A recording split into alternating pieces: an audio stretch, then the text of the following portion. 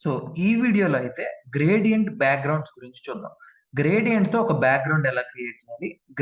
First gradient ఎలా create చేయాలో చూద్దాం. సో, గ్రేడియంట్ అంటే ఏంటి?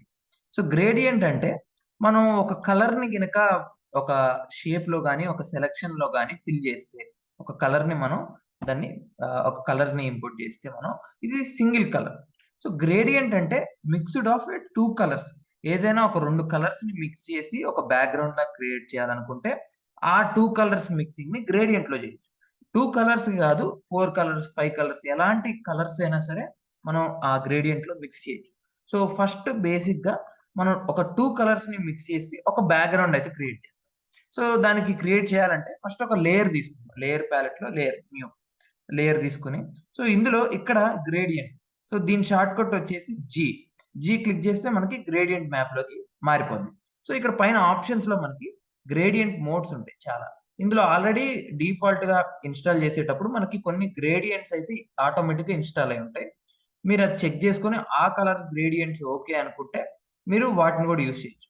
సో, నేను డిఫాల్ట్‌గా ఈ కలర్ గ్రేడియంట్‌ని ఓకే చేశాను. ఓకే చేసి నేనిప్పుడు అప్లై చేస్తున్నాను. ఇలా మనం డ్రాగ్ అండ్ డ్రాప్ ఇలా చేస్తే మనకిలా గ్రేడియంట్ వస్తుంది. ఇందులోనే 4 టైప్స్ ఆఫ్ గ్రేడియంట్స్ ఉంటాయి. సో, ఇలా గ్రేడియంట్‌ని సర్కిల్‌గా కావాలంటే ఇలా లైక్ మనకి ఓన్లీ ఒక సైడ్ నుంచే రావాలి yellow colour and red colour ఇలా రావాలి. అండ్ నెక్స్ట్ ఇంకొకటొచ్చేసి ఈ టైప్‌లో. సో, నెక్స్ట్ ఇంకోటొచ్చేసి ఈ టైప్. సో, ఇలా మనకి different types of gradient maps అయితే మనకి ఇక్కడుంటాయి.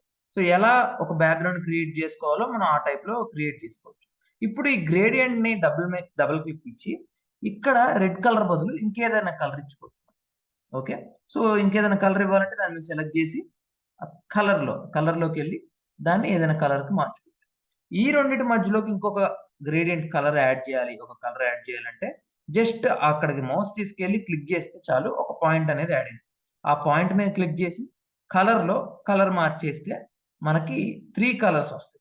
సో, దీన్ని ఓకే చేసేసి ఇక్కడ గ్రేడియంట్ టూల్ సెలెక్ట్ చేసుకొని జస్ట్ డ్రాగ్ అండ్ డ్రాప్ చేసేస్తే మనకి 3 కలర్స్ వస్తాయి. సో, ఫస్ట్ నార్మల్‌లో పెట్టేసుకొని మనం డ్రాగ్ అండ్ డ్రాప్ చేస్తే స్మూత్‌గా మనకి 3 కలర్స్ అనేదైతే కనపడుతుంది. సో, ఈ టైప్‌లో మనం గ్రేడియంట్ బ్యాక్‌గ్రౌండ్స్‌ని, గ్రేడియంట్ మ్యాప్స్‌ని తయారు చేసుకోవచ్చు. ఓకే. సో, ఈ వీడియో నచ్చినట్టయితే లైక్ చేయండి, షేర్ చేయండి. ఫోటోషాప్ మొత్తం నేర్చుకోవాలనుకుంటే డిస్క్రిప్షన్‌లో ఉన్న ఫోను నంబర్‌కైతే కాల్ చేయండి.